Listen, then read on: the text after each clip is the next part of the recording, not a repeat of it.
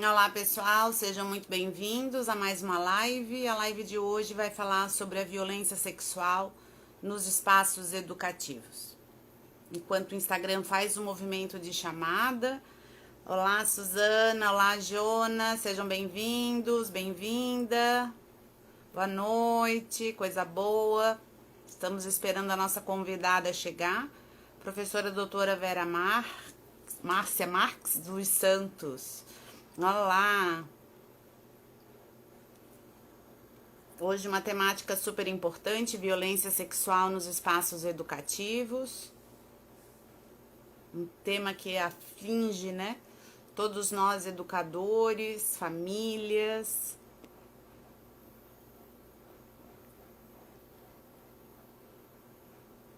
Convidada já chegou.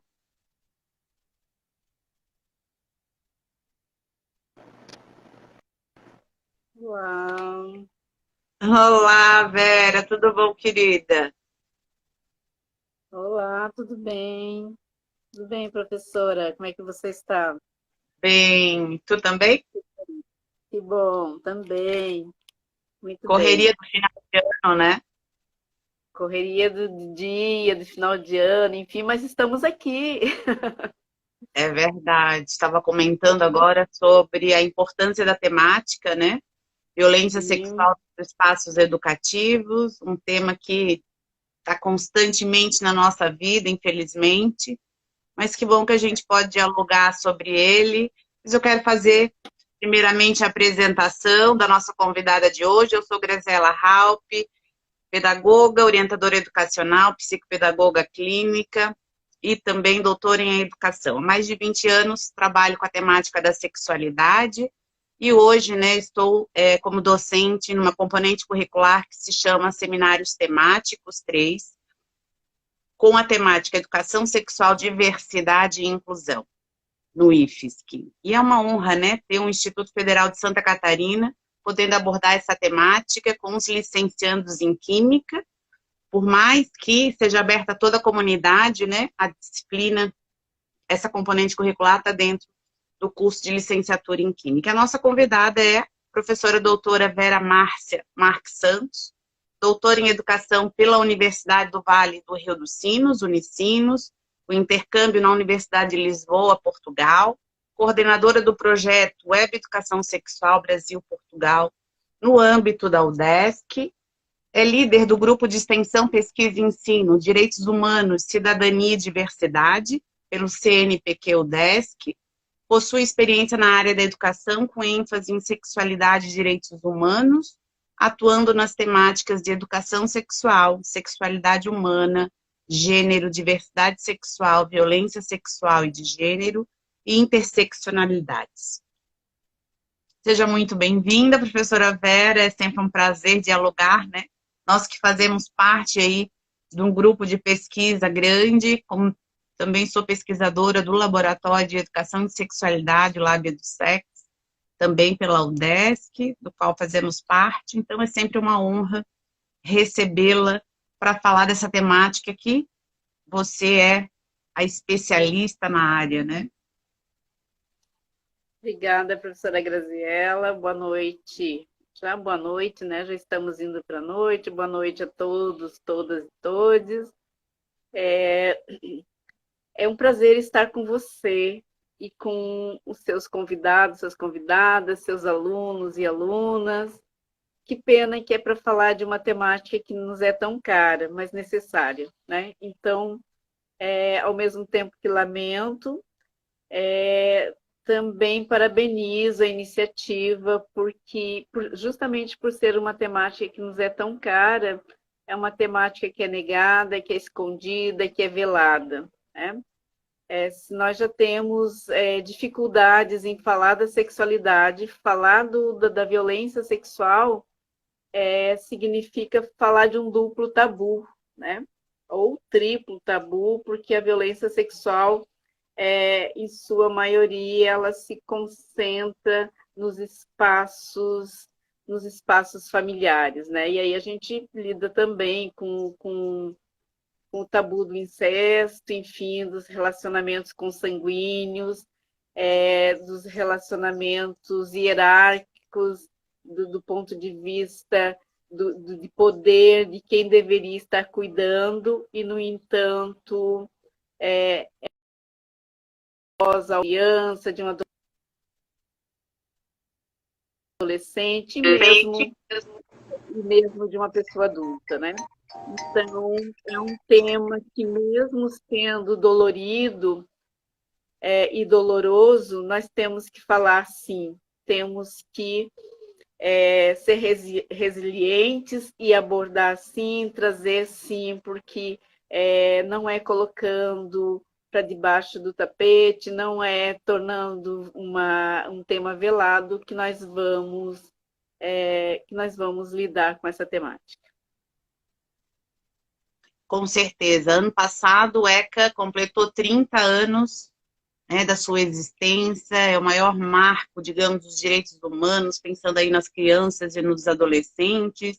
Qual seria a importância desse documento, né, dessa legislação que rege aí nós, enquanto educadores, famílias, professores, pessoas que lidam diariamente com crianças e adolescentes, o nosso papel enquanto proteger essas crianças? Por que que não acontece isso, né, Vera? Sim. Talvez a gente não devesse falar da importância do documento, mas falar o que fazemos com esse documento, o que já fizemos e o que continuamos fazendo, né? Porque um documento que está aí com 3 décadas, né, é um documento que é desconhecido, ainda é desconhecido.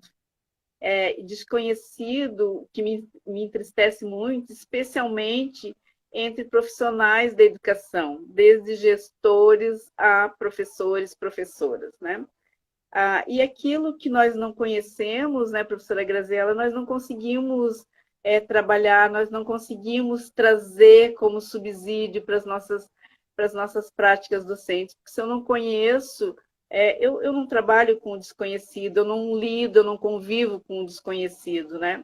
Então, me parece que a grande reflexão, a grande problematização nesse momento é isso, né?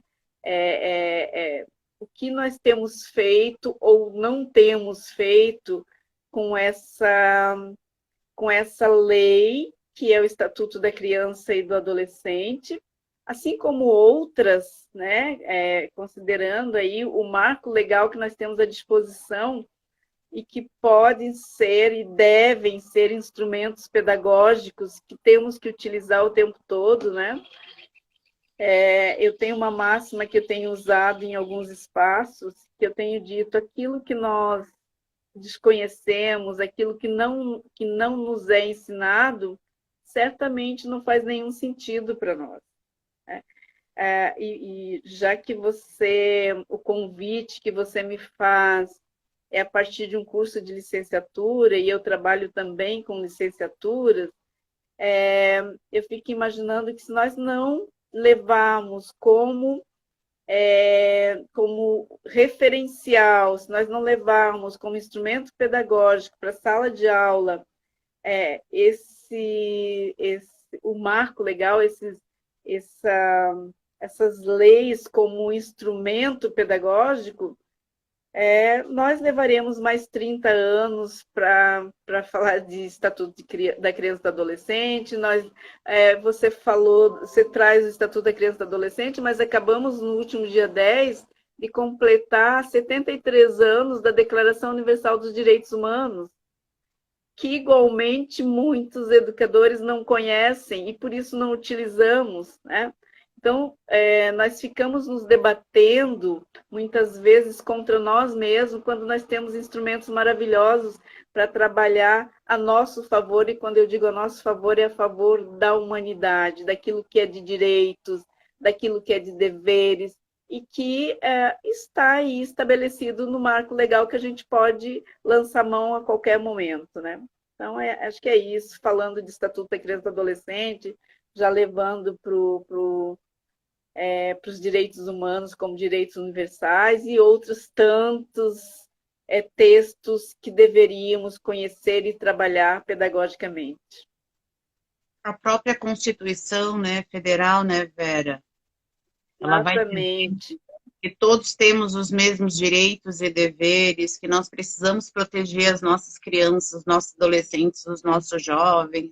Né? O Plano Nacional de Educação, ele também vai trazer a importância dessa proteção, do trabalho da diversidade, da inclusão. A gente tem debatido constantemente aqui, por mais que, inclusive, a BNCC, que é a nossa última, né, a legislação mais atual, essa que nos dá as diretrizes, a base da educação, por mais que ela tenha tirado algumas nomenclaturas, né, como educação sexual, as questões de gênero, mas ela traz a diversidade, ela traz temáticas onde a gente pode estar trabalhando e abordando. Uma das grandes dificuldades, eu entendo, da inserção da educação sexual é justamente o desconhecimento, a falta de informação, o que faz o trabalho de educação sexual, o que é sexo, o que é sexualidade. Então, essas coisas que a gente já temos debatido tanto, mas que ainda é tão difícil, e eu parto do princípio que nós, enquanto educadores, família, nós precisamos nos empoderar no sentido do conhecimento que dá respaldo para esse trabalho da educação sexual. Né? Então, vem aí o ensino superior para formar futuros profissionais, aqui falando, né, os futuros professores em química ou profissionais na área da química, para levar. Né? Eu costumo dizer, sou egressa da UDESC, então há mais de 30 anos já tem a disciplina de educação e sexualidade, educação sexual, e nós temos agora o IFSC trazendo essa abordagem, né, como uma componente curricular, por mais que não seja uma disciplina, como é que se chama?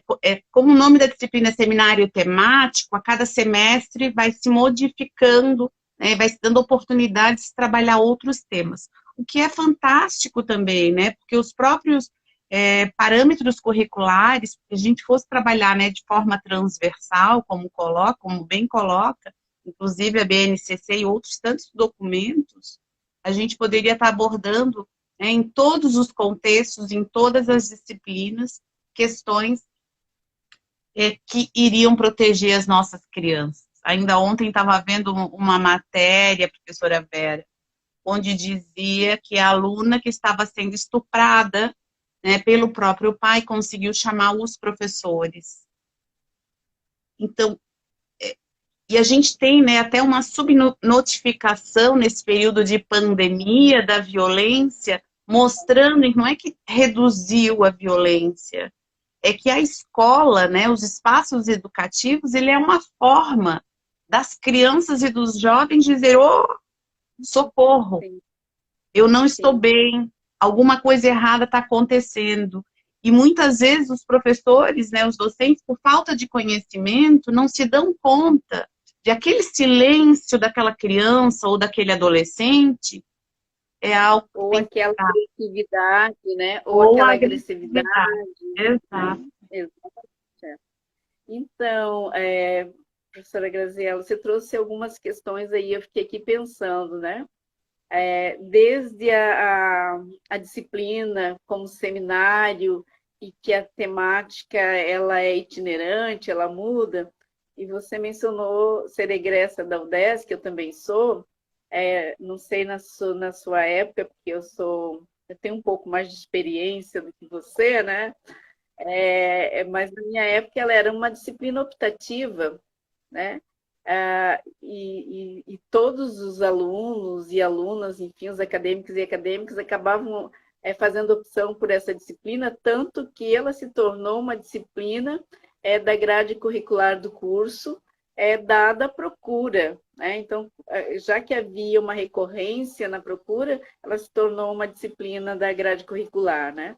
Então, fica a dica. Quando você fala da BNCC, né, é uma diretriz, não é uma cartilha para seguir. E como diretriz, nós podemos fazer a crítica também. E não podemos deixar de considerar que documentos que são diretrizes e outros documentos mudam a depender de governo e acabam se efetivando de acordo com a ideologia daquele governo. Mas como diretriz, nós podemos utilizar justamente para fazer a crítica. Eu fiquei muito feliz no início, assim que foi lançada a BNCC, quando uma aluna do curso de Pedagogia fez a seguinte constatação: professora, mas o projeto pedagógico do Estado, a proposta pedagógica do Estado é muito mais completa que a BNCC, que chegou agora nova. Falei assim, e ela dizia mais, teoricamente, filosoficamente, não dialogam. Uma vai para um lado e a outra vai para o outro. Perfeito, é isso que nós temos que entender. Não significa que a BNCC, como diretriz, eu tenho que tomar como cartilha, mas eu tenho que conhecer, inclusive, para contra-argumentar por que essa diretriz não está dando conta daquilo que a nossa formação, ela continua, por isso é continuada também, ou permanente, enfim, né? Podemos utilizar o nome que queiramos, e serve exatamente para isso, para a gente conseguir avaliar, fazer a crítica e decidir, isso não serve para mim, mas eu tenho que ter argumentos para dizer por que não serve. Isso não serve para o meu trabalho pedagógico, né?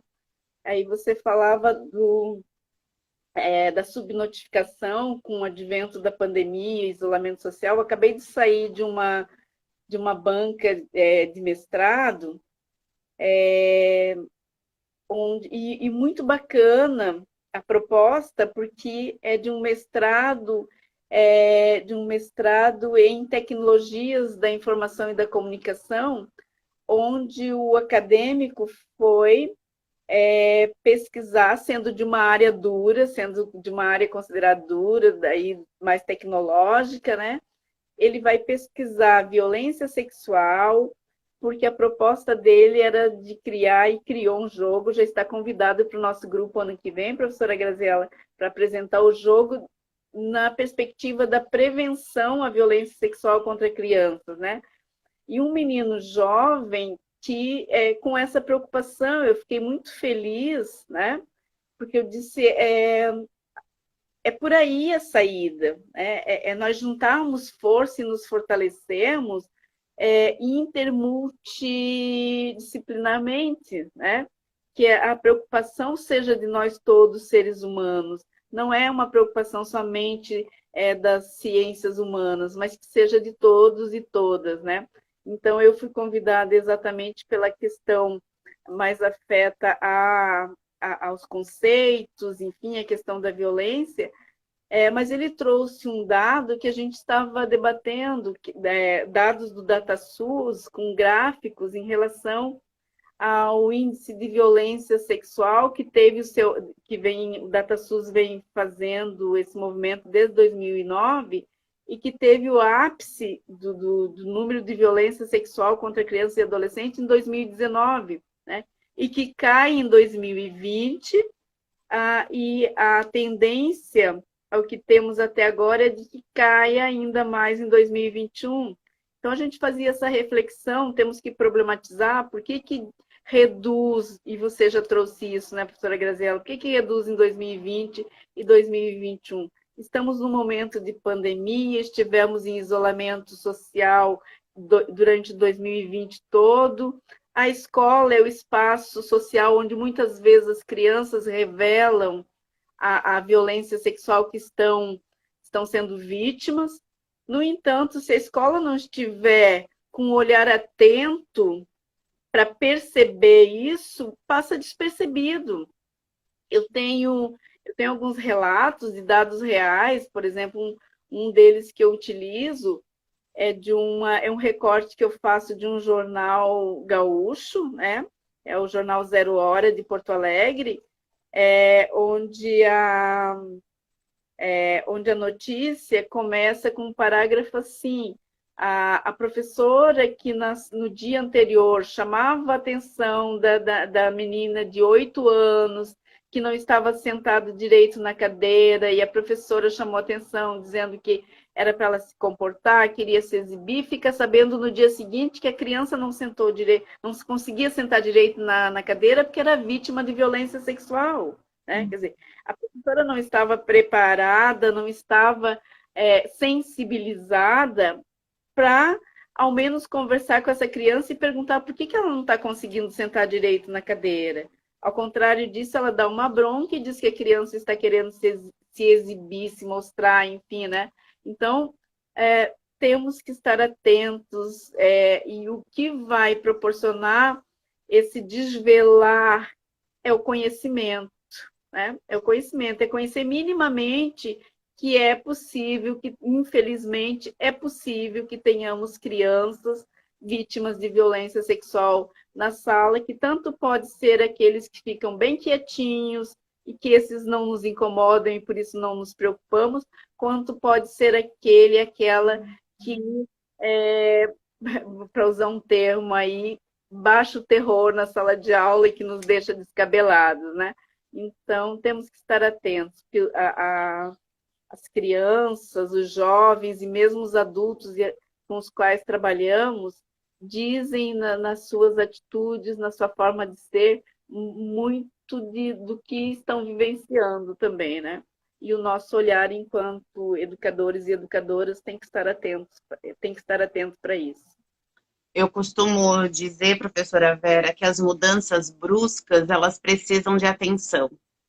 Então, aquela criança que era muito serelepe, agora está muito em silêncio. A gente tem que ter atenção em todos os momentos para poder perceber. Eu falo criança, mas pode ser o adolescente, o jovem, enfim, as pessoas de uma forma geral.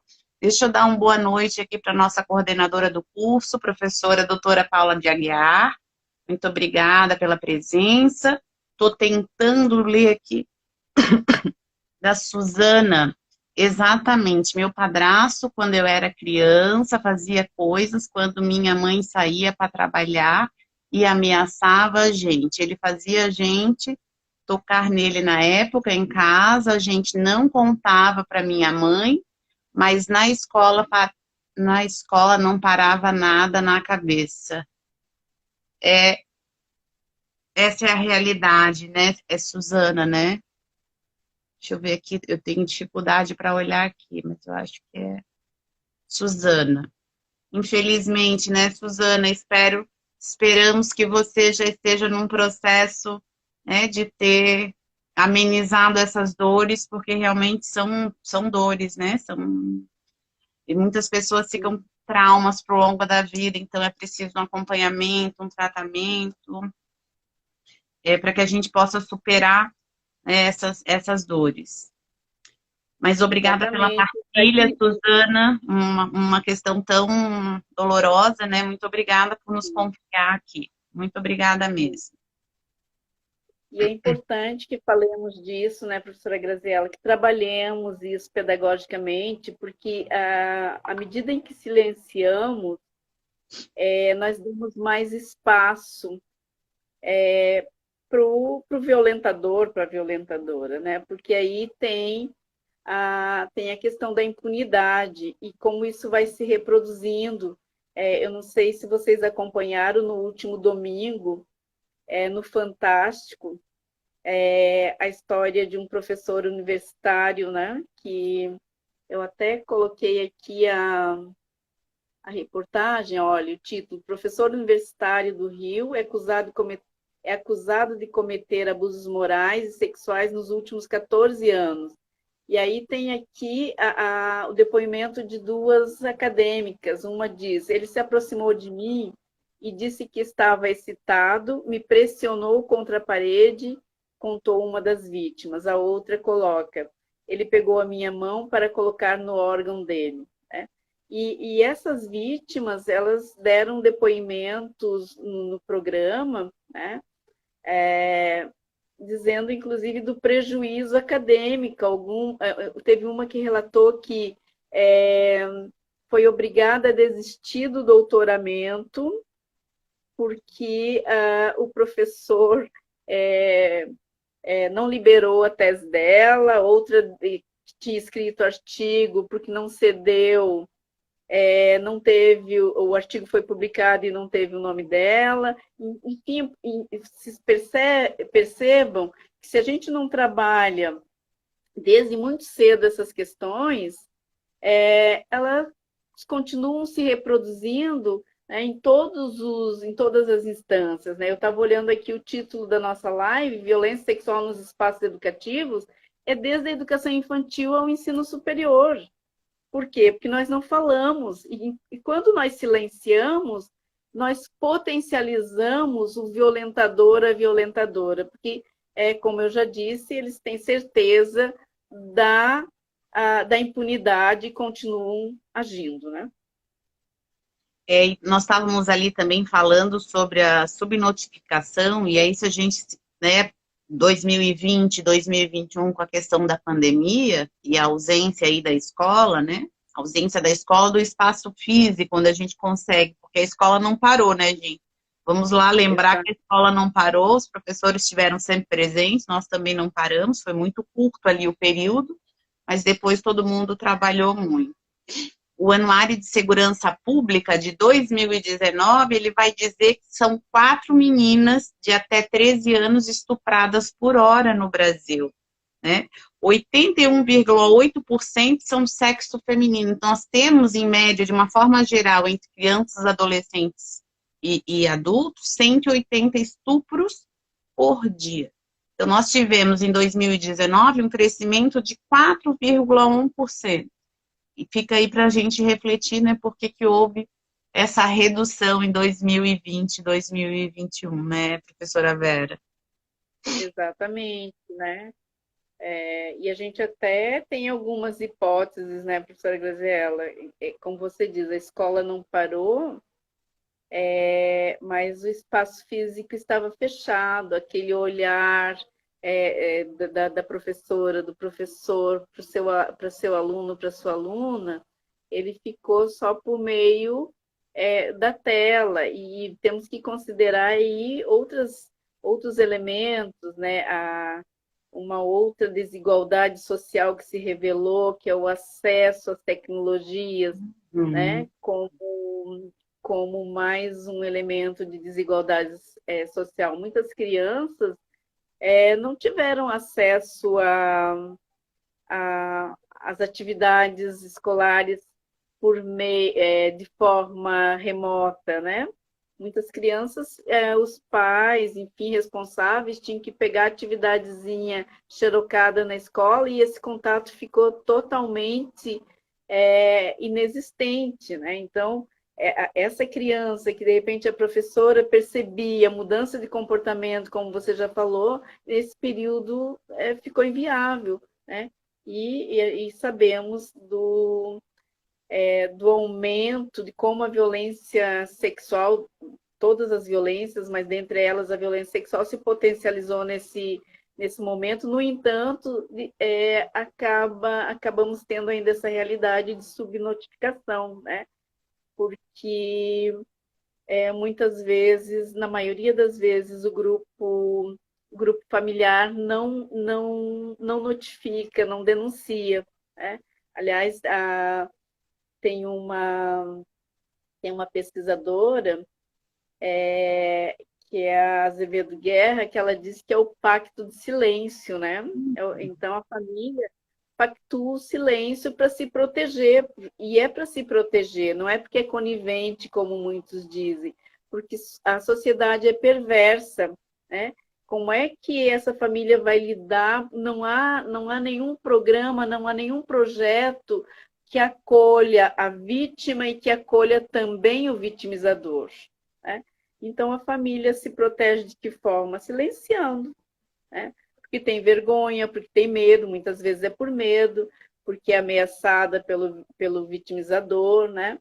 Então, esse pacto de silêncio, ele se perpetua e produz mais vitimizadores, porque ao mesmo tempo que nós não denunciamos, nós ainda temos uma lacuna aí nos projetos de educação sexual, que, em tese, a gente defende desde sempre, né, professora Graziella, de que qualquer mudança só ocorre, só se dá por meio da educação, e educação sexual é necessário também para a gente lidar com as questões da violência sexual e outras questões que envolvem a sexualidade, mas enfim, né?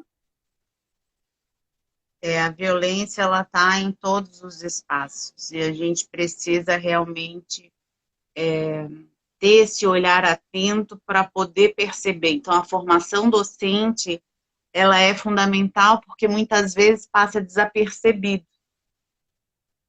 Muitas vezes a gente não se dá conta de que essa violência, ela está constantemente, e aí, inclusive, esses dados que eu trouxe agora do Anuário de Segurança Pública Nacional aqui do Brasil, ele vai dizer que esses números são 3, 4 vezes maior, justamente pelo que tu falaste, porque na maioria são parentes, né? São parentes próximos, são vizinhos, são pessoas muito próximas ligadas às famílias. E a gente precisa realmente começar desde cedo, para que as crianças possam se prevenir, né? Poder trabalhar essas questões, porque a educação sexual ela está diretamente ligado, né, com as questões da violência, mas a questão do diálogo, da inclusão, do respeito, né, está relacionada às questões da diversidade. A gente quer acabar, né, com esse machismo que impera a nossa sociedade, o sexismo, daí a gente poderia levar, né, a violência para todos os lados, como a homofobia, transfobia, e por aí vai. E a gente se depara constantemente com isso. Sim, com certeza. E o caminho é esse, é formação mesmo, é discussão, com a comunidade escolar como um todo, né? Levar essas questões para serem debatidas com pais, mães responsáveis, todas as faixas etárias, na escola, professores, serventes, gestores, enfim, todos. Temos que todos e todas estar envolvidos para, de fato, ter um trabalho que possamos ter resultado mesmo, né? Do contrário, é só faz de conta. É verdade. É bem isso, professora Vera. Não sei se gostaria de colocar mais alguma questão. Não, a gente pode também deixar aberto, se alguém quiser fazer algum questionamento, por favor. A Leila está dizendo, oi Leila, oi Lucinelli, né? Diogo. É sempre bom. Se quiserem colocar alguma questão, pessoal, podem colocar que a gente está aqui para dialogar. Jonas, quem quiser, pode aproveitar a professora Vera, a professora Graziela também. A gente está aqui para perguntar. Eu e a Vera, a gente já trabalha há muito tempo juntas, como pesquisadoras, né? Algumas vezes também como docentes. A disciplina de Educação e Sexualidade, do Centro de Educação à Distância da UDESC. E é uma luta que a gente já vem há quanto tempo tu já está nessa luta, Vera? Bom, tem mais de 2 décadas. Tem Você bem já... mais de 2 décadas. E a gente tem E que... é uma temática que ela é perversa também para quem estuda, né, professora Graziela? Porque ela é muito dolorida, né? Também para quem estuda. Eu confesso que em alguns momentos já quis sair, mas como poucas pessoas estudam, a gente acaba se tornando referência, e aí eu tive que voltar, né? Por ocasião do meu doutoramento, eu saí da temática e depois voltei, né? Uma das últimas pesquisas, a última pesquisa que eu terminei, que a gente trabalhou aí com a violência, a violência a violência entre pares, casais jovens, e trazendo todo tipo de violência num relacionamento abusivo, né? Dentre elas a violência sexual. E nós trabalhamos somente com jovens universitários a partir dos 20 anos, né? E fiquei muito surpresa de ter como retorno como os relacionamentos abusivos eles são frequentes, porque quando você pensa, a gente discutia isso, inclusive, agora na ocasião da banca de dissertação, né? Que o acadêmico trouxe alguma coisa nesse sentido, voltado para para condição socioeconômica, e eu dizia, não, infelizmente a violência sexual ela é extremamente democrática, ela acontece em todas as classes sociais. O que tem de diferente é a forma de lidar, né? Eu lembro que a época que eu fiz mestrado, algum tempo atrás, dos teóricos que eu li dizia, a depender da classe social, a denúncia ocorre na delegacia da criança, do adolescente e da mulher, agora acrescentou-se o idoso, né? Ou então leva-se para Disney, né? A criança, adolescente é violentado sexualmente, para esquecer, ganhava uma viagem para Disney, né? A pesquisadora fazia essa observação na sua dissertação de mestrado, foi uma dissertação de mestrado. Então, é isso. A violência sexual ela ocorre em todas as categorias, e o que me surpreendeu foi exatamente o fato de como isso se revelou quantitativamente entre jovens universitários e universitárias, né? Mas depois você reorganiza o seu pensamento, a sua percepção, né? Mas são jovens universitários e universitárias, pessoas que estão num curso superior, mas que não têm na sua trajetória acadêmica desde a educação infantil essa discussão. Então, também ficamos em pé de igualdade com pessoas que não têm a mesma trajetória escolar, né? Acadêmica. E, novamente, se, se revela aí a informação de que, infelizmente, a violência sexual ela é extremamente democrática, atinge a todos, porque o que nós temos é uma lacuna aí no processo educativo e na compreensão e na vivência nos diferentes relacionamentos. Aí a gente teria que fazer uma retomada histórica aí, das relações de gênero, indo a Engels, buscar um pouco da história da sociedade privada e da família, indo a Mari Del Priori, quando discute a história das mulheres, e por aí afora, né? Quer dizer, quando a mulher e crianças são vistas como objetos e propriedade de um homem, que ele pode fazer o que quer com essa mulher, com essa criança, aí e nós não problematizamos, não discutimos, não levamos para os espaços educativos, isso continua se reproduzindo, não tenhamos dúvida disso. A Organização Mundial da Saúde, ela define a violência sexual como qualquer ato sexual ou tentativa do ato não desejada ou atos para traficar a sexualidade de uma pessoa, utilizando da repressão, ameaças ou força física, praticados por qualquer pessoa, independente de suas relações com a vítima. Qualquer cenário, incluindo, mas não limitado ao do lar ou do trabalho. E com certeza nos espaços educativos, como a gente tem visto, né? Ela acontece em todos os momentos, acontece a todos os momentos. A Suzana está dizendo que a temática é extremamente pertinente para a gente divulgar bastante. Vamos divulgar mais, sim, Suzana, obrigada. A gente está tentando já desde a semana passada. Estamos falando dessa live, mas a gente vai divulgar mais. Suzana está dizendo também que hoje estou casada, estou super tranquila com tudo, graças a Deus. Ele não conseguiu consumar o fato, porque contei para minha tia sem querer, foi o que me salvou. E ele foi preso, depois nunca mais vimos. Que bom. Que bom.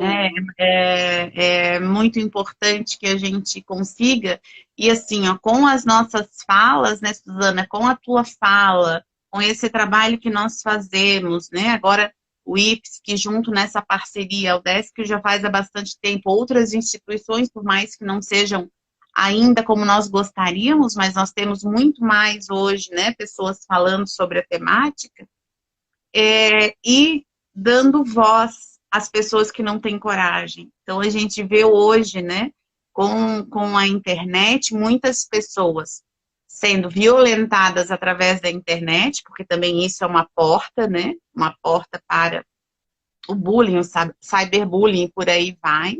Tudo isso acontece, mas também nós temos visto mulheres se apoiando, né, contra os violentadores, fazendo também aí uma força-tarefa de realmente, olha, encorajando muitas outras que não tiveram coragem. Então, a gente tem ali os dois lados, né, para poder vivenciar e realmente, como a professora Vera falou, esse conhecimento, ele também é libertador. Ele nos Sim, proporciona isso. sim. E esse conhecimento, tem que ser considerado dos dois lados da mesma moeda, né? Porque quem é esse violentador? Quando a gente fala da violência intrafamiliar, né? São os avós, são os pais, são os tios, são padrastos, mãe, avós, né? Tias, enfim, irmãos, irmãs, quem são essas pessoas, né?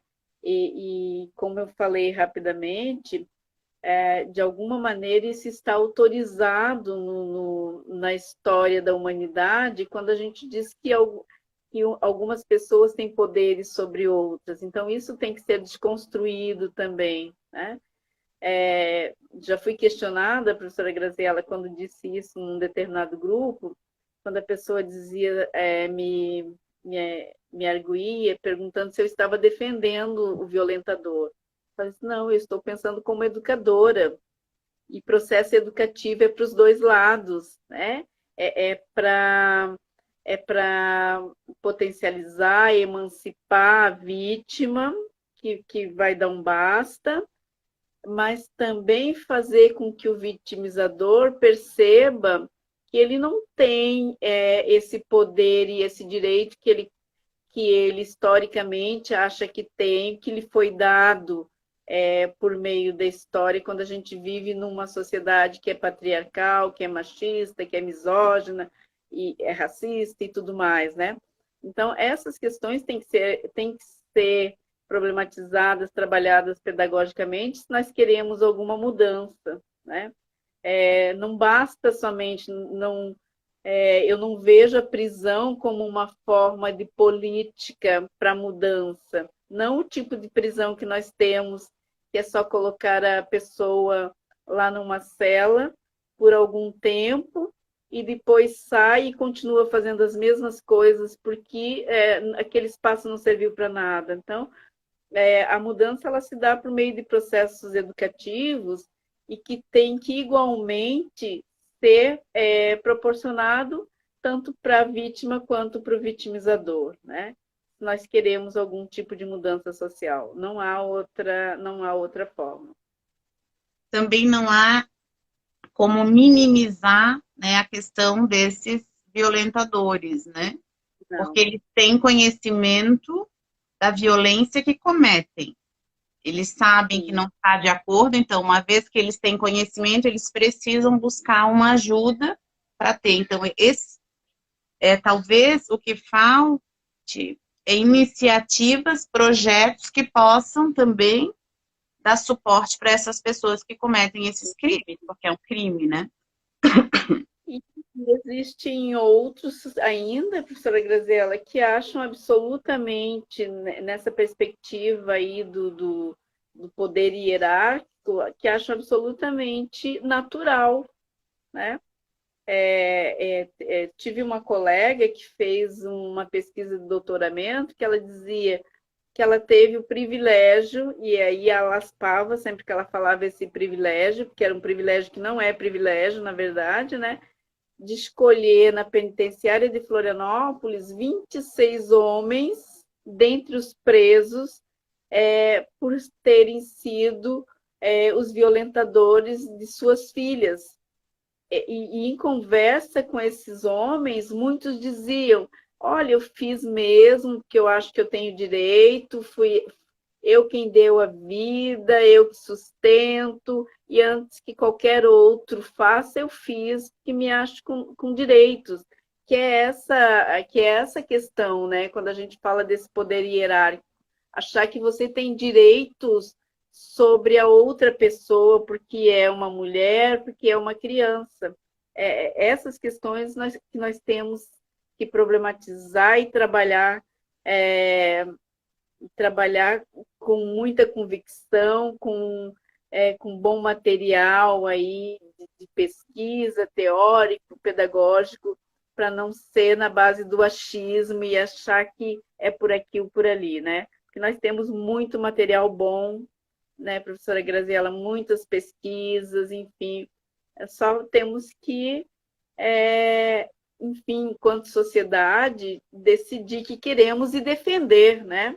Porque enquanto nós, sociedade, não defendemos que é necessário processos educativos, que educação sexual é necessário nas escolas, desde a educação infantil, nós vamos ter o outro lado que ganha força, as pessoas que trabalham contra, que defendem o contrário, e muitas dessas pessoas são exatamente os violentadores, porque para eles, quando a professora Graziela diz que tem consciência, conscientemente, para eles não é interessante que se tenha trabalho de educação sexual na escola, porque vai dificultar as suas práticas, né? O Então, trabalho de educação. nós outros outras pessoas, se de fato achamos que é importante, temos que fazer a defesa. Porque, infelizmente, o que a gente tem acompanhado são as pessoas que vêm ao pé do ouvido dizer que é importante, mas na hora de defender se calam. Exatamente, professora Vera. A educação sexual, ela precisa ser desde sempre, né?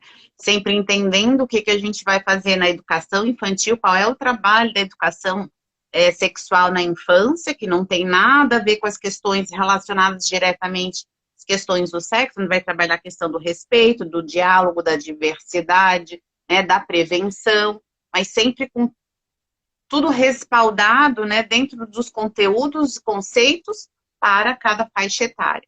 Eu costumo dizer assim, a gente quer jovens, nós queremos jovens que não tenham uma gravidez não planejada, uma infecção sexualmente transmissível, que não sejam violentados nem violentadores, mas o que nós fazemos?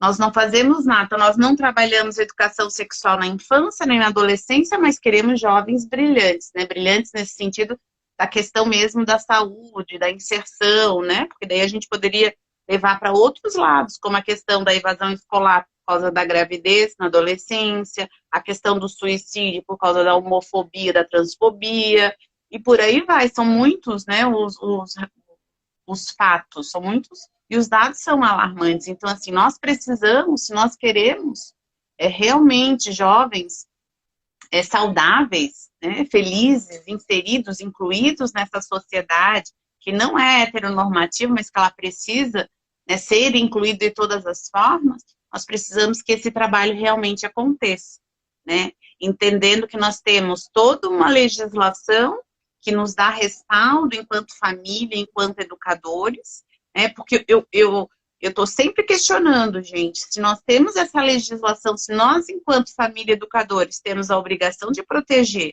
as nossas crianças e os nossos jovens, adolescentes, com todos esses dados aqui voltados, né, para essa live da violência sexual, o que nós estamos fazendo? Protegendo nós não estamos, né? E aí vai justamente o que a professora Vera está colocando, né, que para algumas pessoas, justamente esses que são os violentadores, né, sexuais, a não abordagem da educação sexual nos espaços educativos. Então, eu só consigo ver esse caminho, né, por mais educação, educação, educação, e educação sexual, sim, de forma transversal, em todos os espaços educativos.